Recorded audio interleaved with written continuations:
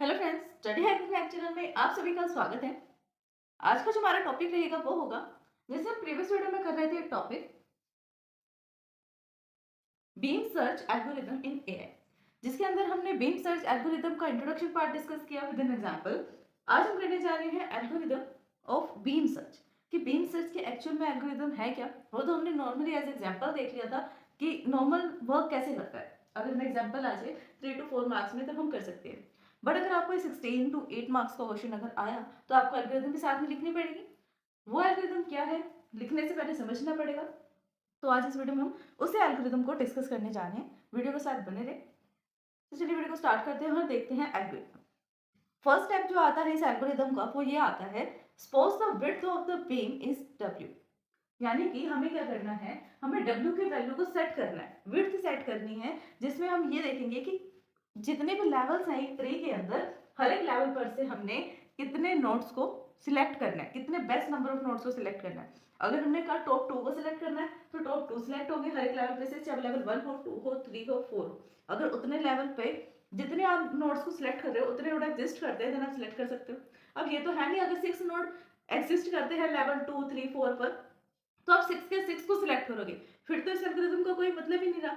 आपको best solution निकालना है, जो आपको लगता है कि इस 6 नोड्स के अंदर से कोई बेस्ट, कोई एक बेस्ट सॉल्यूशन है, कोई दो बेस्ट सॉल्यूशन है या तीन, एटलीस्ट तो एक सॉल्यूशन होना चाहिए और मैक्सिमम 3 सॉल्यूशंस तक आप इसको ले जा सकते हैं। जरूरी नहीं है फाउंडेशन की 3 तक ले जा सकते हैं। अगर और बड़ा ट्री होगा तो आप टॉप 3 भी ले सकते हैं कि टॉप 3 बेस्ट सॉल्यूशंस कौन से हैं। तो जितने भी नंबर ऑफ नोड को आप सिलेक्ट करना चाहते हैं हर एक लेवल पर से, उसको आप दोगे डब्ल्यू के वैल्यू। डब्ल्यू को इनिशियलाइज कर दोगे। अगर आप चाहते हो कि 2 नोड सिलेक्ट करने हैं या बेस्ट 3 सिलेक्ट करने हैं तो डब्ल्यू की वैल्यू आप क्या दे देंगे, 3 दे देंगे।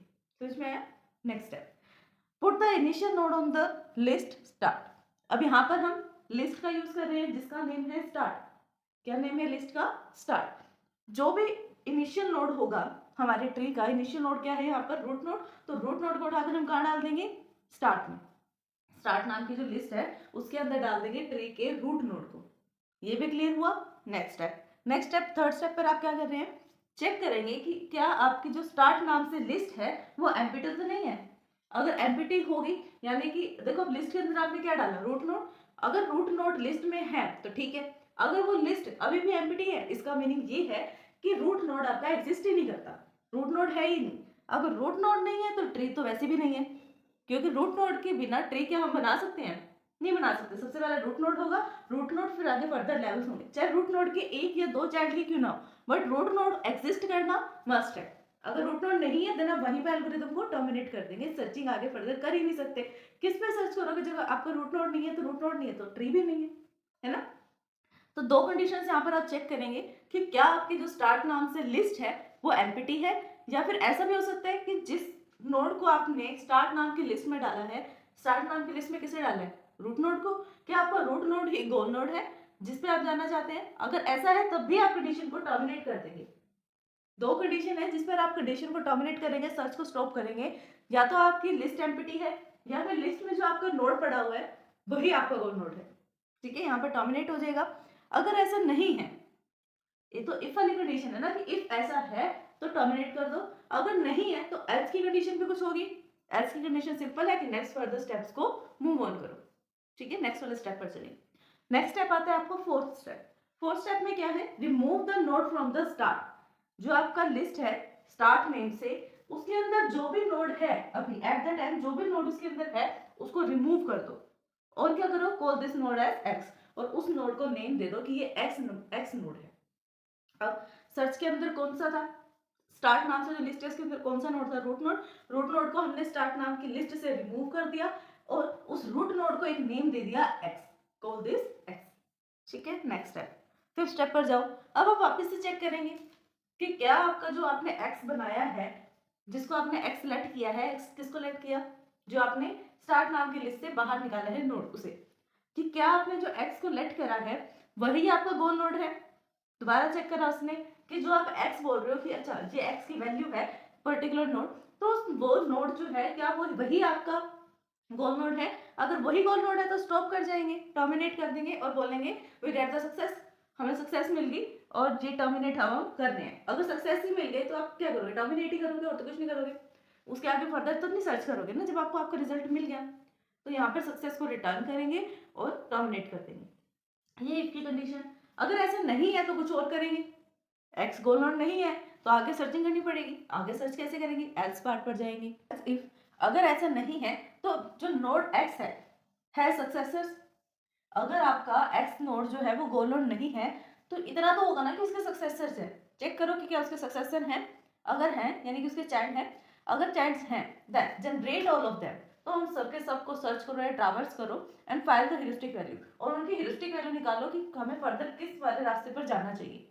अब आपने x को देख लिया, सबसे पहले आपने क्या किया, लिस्ट के अंदर रूट नोड को डाला, चेक किया रूट नोड जो है गोल नोड तो नहीं है, अगर गोल नोड है देन स्टॉप कर दो, अगर नहीं है तो जो गोल नोड है, जो आपका रूट नोड है उसको उठाकर लिस्ट से बाहर निकालो और उसको बोल दो कि ये x है। फिर से x को चेक करो कि क्या x गोल नोड तो नहीं है, गोल नोड है तो स्टॉप कर दो, नहीं है तो नेक्स्ट वाले स्टेप पे आ जाओ। नेक्स्ट वाला स्टेप ये है कि जो रूट नोड है उसके सक्सेसर्स को चेक करो कि क्या उसके फर्दर चाइल्ड्स हैं, अगर चाइल्ड हैं तो उनकी ह्यूरिस्टिक वैल्यू निकालो कि इसकी ह्यूरिस्टिक वैल्यू क्या है, ऑल ऑफ दैट जितने भी नंबर ऑफ चाइल्ड्स हैं उसके सबकी ह्यूरिस्टिक वैल्यू निकालो, फाइंड करो, जिससे आपको ये पता लगेगा कि आपको लेफ्ट वाले सब ट्री को ट्रैवर्स करना है कि राइट वाले को करना है, जिसकी ह्यूरिस्टिक वैल्यू सबसे कम होगी उसी पाथ को आप चूज करेंगे।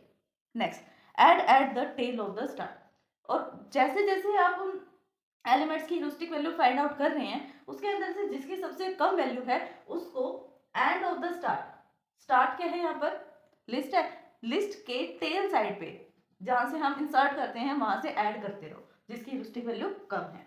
ठीक है, 7th स्टेप पर क्या किया, sort all the elements, sorting कर दी, किसी भी टाइप की सॉर्टिंग आप कर सकते हैं, मर्ज सॉर्ट, हीप सॉर्ट, किसी भी टाइप की सॉर्टिंग होनी चाहिए। अब आपने यहाँ पे सॉर्टिंग कर दिया एलिमेंट्स को ऑफ द स्टार्ट, जो स्टार्ट लिस्ट में थे according to their heuristic value, उनकी ह्यूरिस्टिक वैल्यू के अकॉर्डिंग। अब देखो आपने जिसकी सबसे कम वैल्यू थी उनको तो उठा के डाल दिया एक एक करके, अंदर सॉर्टिंग हो गई शॉर्ट से बिगर की तरफ, यानी स्मॉल वैल्यू से बिगर की तरफ। अब सॉर्टिंग होने के बाद आपको ये पता लगेगा कि इसकी ह्यूरिस्टिक वैल्यू कम है, वैसे वैसे उस पाथ को हम सिलेक्ट करते जाएंगे। Find the node to be expand, अब आप ये देखेंगे कि कौन से नोड को आपको एक्सपेंड करना है, the number of node should be the not should be the greater than w, बस जितनी आपने w की वैल्यू ली है उससे ज़्यादा नोड आप सिलेक्ट नहीं कर सकते, अगर वैल्यू आपने 2 ली है तो आप 2 ही नोड सिलेक्ट कर सकते हैं, ज़्यादा नोड सिलेक्ट नहीं कर सकते। Name the new list start 1, एक और लिस्ट बनाओ नए नाम से स्टार्ट 1, एक लिस्ट तो थी स्टार्ट जिस पे अब तक हम ऑपरेशन परफॉर्म कर रहे थे, अब स्टार्ट 1 के नाम से एक लिस्ट बन रही है, हम क्या करेंगे, रिप्लेस कर देंगे स्टार्ट को स्टार्ट 1 से, यानी स्टार्ट नाम से जो लिस्ट थी उसको हम स्टार्ट 1 बोलेंगे। ठीक है, फिर गो टू स्टेप नंबर 2, अब स्टेप नंबर 2 पर वापस जाओ, वापस से कंडीशन को चेक करो, स्टार्ट जो लिस्ट है आपकी एम्प्टी तो नहीं है, एम्प्टी अभी स्टॉप कर दो, गोल नोड तो नहीं है तब भी आप टर्मिनेट कर दो, नहीं है तो आगे फर्दर नंबर ऑफ स्टेप्स को फॉलो करो।